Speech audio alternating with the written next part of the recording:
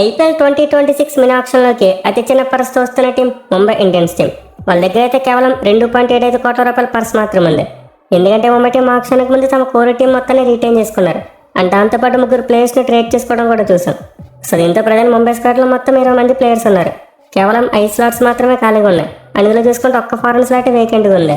So దీంతో ముంబై టీంకి ఆక్షన్లో పెద్దగా పనేమీ ఉండకపోవచ్చు. అంటే బ్యాకప్ ప్లేయర్స్ని కొనుక్కుంటే సరిపోద్ది. అది కూడా 5 స్లాట్సే ఖాళీగా ఉన్నాయి కాబట్టి ఎక్కువగా షాపింగ్ చేయక్కర్లేదు. మెయిన్లీ వాళ్ళ దగ్గర ఉన్న ప్రజెంట్ స్క్వాడ్తో ఒక స్ట్రాంగ్ ప్లేయింగ్ లెవెన్ తయారైపోద్ది వాళ్ళకి. సో మీరు ఒకసారి ముంబై టీం యొక్క ప్లేయింగ్ లెవెన్ చూసుకుంటే ఓపెనర్స్గా రోహిత్ శర్మ మరియు రేయాన్ ట్రికల్టన్ వీళ్ళిద్దరు కంటిన్యూ అవుతారు. అండ్ దెన్ 1 డౌన్లో తిలక్ వర్మ, నెంబర్ 4లో సూర్యకుమార్ యాదవ్, 5లో హార్దిక్ పాండ్యా, 6లో నమందీర్, 7లో సిర్కండ్ అదర్పాట్, 8లో దీపక్ చహర్, 9లో అల్లా గజన్ఫర్, 10లో బుమ్రా, 11లో ట్రెంట్ బోల్ట్ అండ్ ఎంపైర్ పేరుగా మయాంక్ మార్కన్ ఆడేందుకు అవకాశం ఉంటుంది. సో ముంబై టీం దగ్గర అయితే ఆల్రెడీ చాలా మంచి ప్లేయింగ్ లెవెన్ ఉంది. దీంతో వాళ్ళు మోస్ట్ లైక్లీ ఆప్షన్లో బ్యాకప్ ప్లేయర్స్ని మాత్రమే కొనుక్కుంటారు. బట్ అయిన వాళ్ళకి ఫారెన్ స్లాట్ విషయంలో ఒక వేకెన్సీ ఉంది. అంటే ఆప్షన్లో ఒక ఫారెన్ ప్లేయర్ని మాత్రమే కొనుక్కోగలరు. కానీ ముంబై టీంకి చూసుకుంటే 2 ఫారెన్ బ్యాకప్స్ అవసరం ఉంది. అంటే వాళ్ళ వికెట్ కీపర్ రేయాన్ ట్రికల్టన్ మంచి ఫామ్లో లేడు. దీని అతనికి బ్యాకప్ కావాలని కొనాలని చూస్తారు.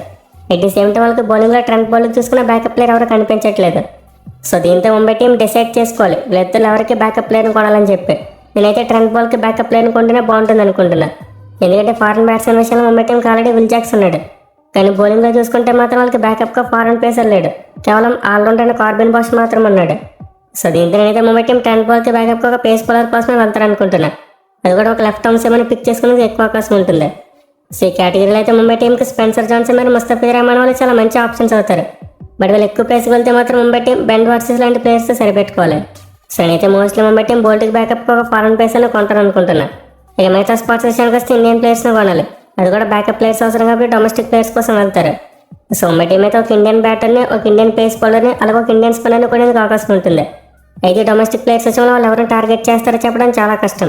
ఎందుకంటే ముంబై టీం స్కౌటింగ్ ఎలా ఉంటుందో మనందరికీ బాగా తెలుసు. వాళ్ళు ఎక్కడో మారుమూల ఉన్న ప్లేయర్స్ని పట్టుకొచ్చి షైన్ చేస్తూ ఉంటారు. సో దీంతో డొమెస్టిక్ ప్లేయర్స్ విషయంలో ఆల్రెడీ ముంబై టీం స్కౌటింగ్ చేసే ఉంటారు. అంటే ఆల్రెడీ ఎవరో ప్లేయర్స్ని పిక్ చేసుకుని ఉంటారు. వాళ్ళు ఆప్షన్లో కొనే వరకు ఇలాంటి క్వాలిటీ ప్లేయర్ ఉన్నాడని కూడా మనం గుర్తించలేం. ఎనివే ముంబై టీంకి అయితే ఈసారి ఆప్షన్లో పెద్దగా పనేమి ఉండదు. మిగతా టీమ్స్ ప్లేయర్స్ కోసం బిడ్డింగ్ వార్స్ చేసుకున్నట్టే వాళ్ళు అలా కూర్చొని చూస్తారు.